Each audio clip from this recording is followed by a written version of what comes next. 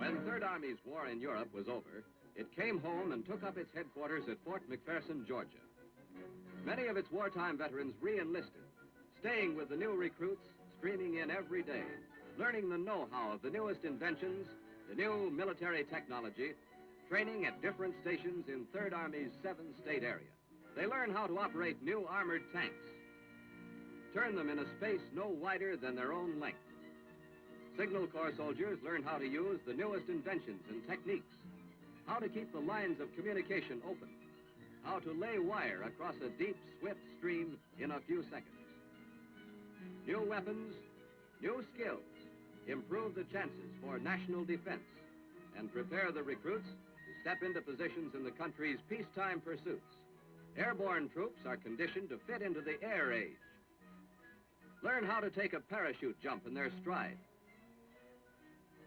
how to battle a wind-blown bucking parachute on the ground and overcome it. All toward the end, that in national emergency, troops using everything the new military technology affords them can form one solid, unbreachable front, keeping bright the wartime record for hard-driving, hard-hitting impact set by the loyalty and the fighting spirit of the famous Third Army. Let's look at the record. In Europe, the 3rd U.S. Army bore the code name of Lucky. Their luck was that they never depended on luck to win a battle. They knew the one way to bring a bitter war to a quick end was to destroy the enemy in the field.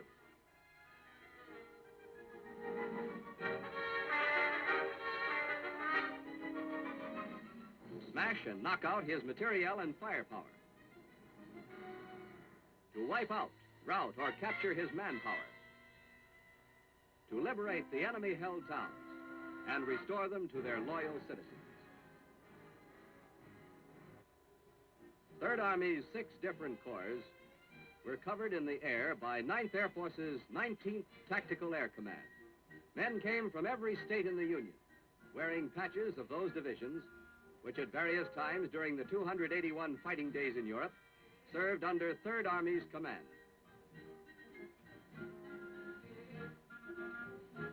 General George S. Patton, commanding general of Third Army, had his design for combat. Hit the Germans, hit them again, keep them off balance, confuse them, discourage them, drive forward, always forward. Soldiers were conditioned toward one objective: get that German first.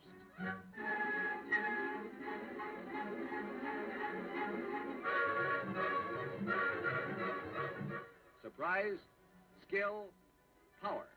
The triad for victory against a strong, well-trained enemy. While Third Army was landing secretly at Utah Beach, gathering its strength quietly, moving forward quietly, First Army contained Normandy, this side of the French town of Avranches. Security measures were so good that when the Third Army breakthrough came at Avranches, it came as a complete surprise to the Germans.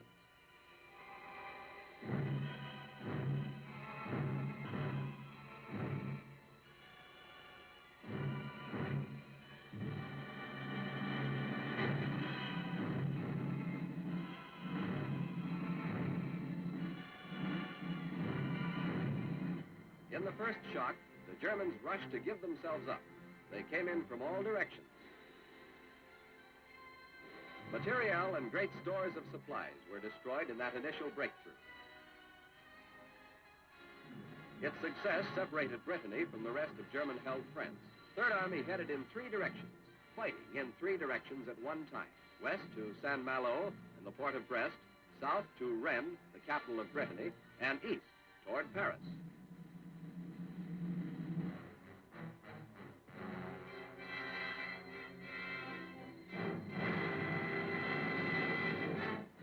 Captured German films show, however, that the German armies were anything but a pushover. They had trained, disciplined, seasoned troops. Frightened towns had been easy prey for the Germans.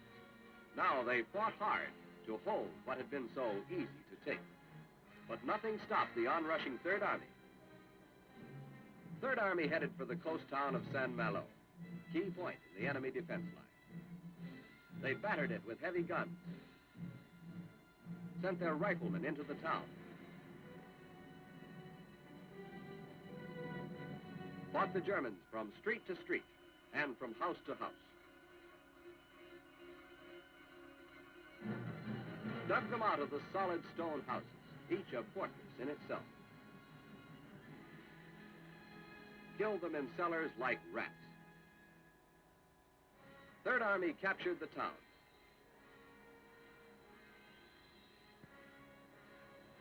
One enemy stronghold still held out. The German clung to his fortress on its offshore island. Third Army pounded it, turned some of the Germans' own guns against it.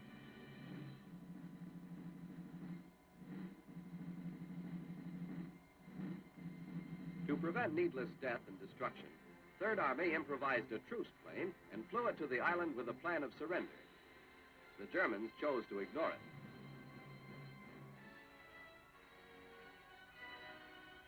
Third Army concentrated on a swift reduction of the fort. 19th Tactical Air Command blasted it from the air, swooped over the island, dropped its belly loads of eggs, sent this spectacular line of waterspouts into the air. Heavy artillery laid down fire that quickly reduced the fortress to helpless rubble.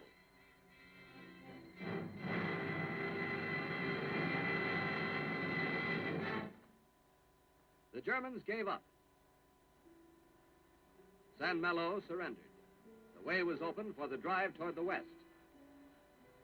Third Army was on its way to the Brittany port of Brest, with its great German submarine base on the Atlantic. In all this fighting, ground troops, supported by tanks, set a pattern for combat. Typical of the French towns next liberated by Third Army was the German-held city of Rennes, capital of Brittany. American paratroopers, previously taken prisoner by the Germans, were released.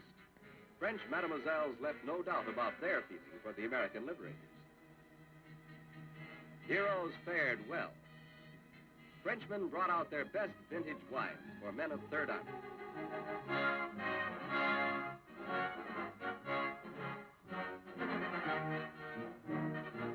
A French-American Entente Cordiale was reestablished.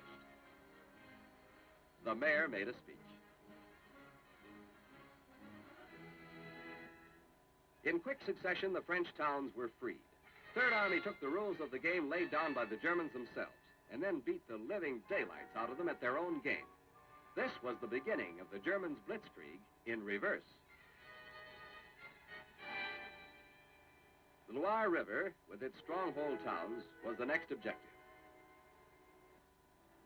Third Army now most definitely knew where it was going, and hadn't the least doubt about getting there. They were on their way.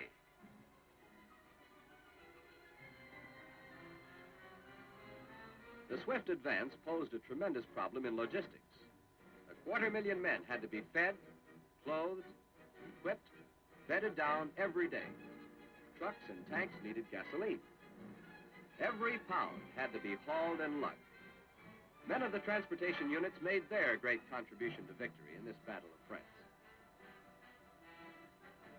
In the west, Third Army stepped up the attack on Brest. Monster guns pumped shells into that port and wiped the German submarine menace from the Atlantic sea lanes. The Commander-in-Chief, General Eisenhower, viewed the progress of battle and found it good.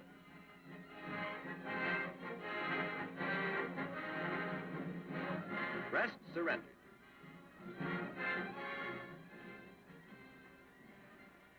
All through the fighting, Third Army had tight support from the 19th Tactical Air Command. The 19th wove a net of protective air cover that caught any foolhardy German aircraft in the meshes, chased it scurrying back to the ground, or knocked plane and pilot completely out of the air. They kept the air lanes free for our own bombers.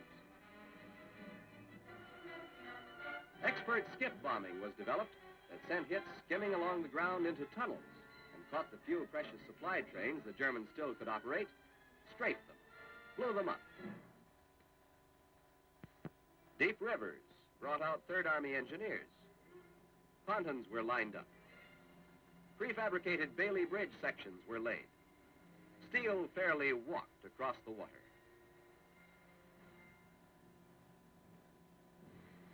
Construction gangs and Bailey bridges weren't always at hand, but the enemy Germans were. They clung to these natural defenses, made crossings an invitation to sudden death.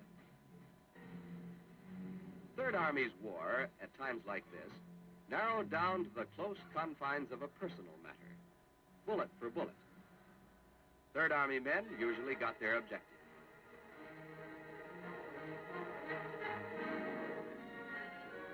But not always without damage. Teamwork in the Third Army started from the ground up. Individual disaster became company concern.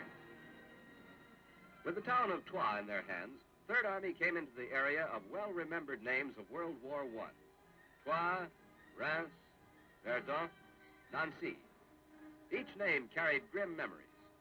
Here they were, all again, and once again, all under fire. Reims, with its famous cathedral, bolstered and protected by sandbags. Once again, Reims became one of war's major targets.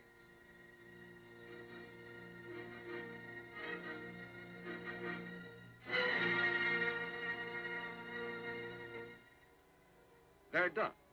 Third Army men who had fought in the First War and remembered Verdun for its mud and rain now saw it again.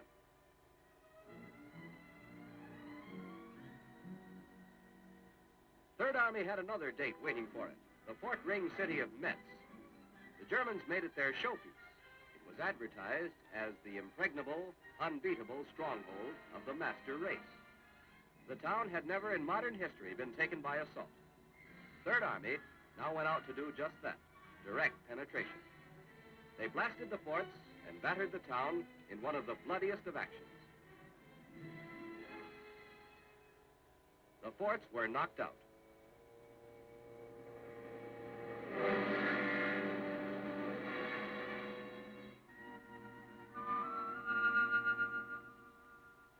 Third Army had no cheap victories. The Germans fought stubbornly. Metz brought more street-to-street combat, more house-to-house fighting. Third Army got them all, shot them out from their cover. Surrender of Metz opened the path for the great drive into Germany itself. This was the moment. The Siegfried Line was to be breached. The German sacred Rhine River was to be crossed. Then, on 16 December, plans went into eclipse. The bottom fell out. The enemy had one ace left in his military pack. He played it. The Germans quite literally threw everything they had into this last solid massed effort. They started their drive through the Ardennes, drove a deep salient into the Allied lines, widened it, blew it out to a bulge, engulfed Bastogne. They surrounded the town, but could not take it. Our troops there were isolated. Third Army was ordered to the rescue, to break the German iron ring encircling the town, to release the Americans trapped there. Relief of Bastogne became a battle cry. The Battle of the Bulge was on. Third Army started the greatest wheeling movement ever attempted in wartime logistics. An abrupt right-angle change in direction from a course already in operation by an entire army overnight. The bulk of 300,000 troops, with fighting gear and supplies, disengaged itself from contact with the enemy in the east, took a sharp turn north, plowed a path right through its own supply lines. This forced march had an atmosphere of unreality about it. Third Army had to contend with snow, sleet, mud, fog. Bitter winter weather was all on the side of the Germans. Tanks went out of control, skidded and slid. Sleet-covered roads brought their own war casualties in tanks and trucks.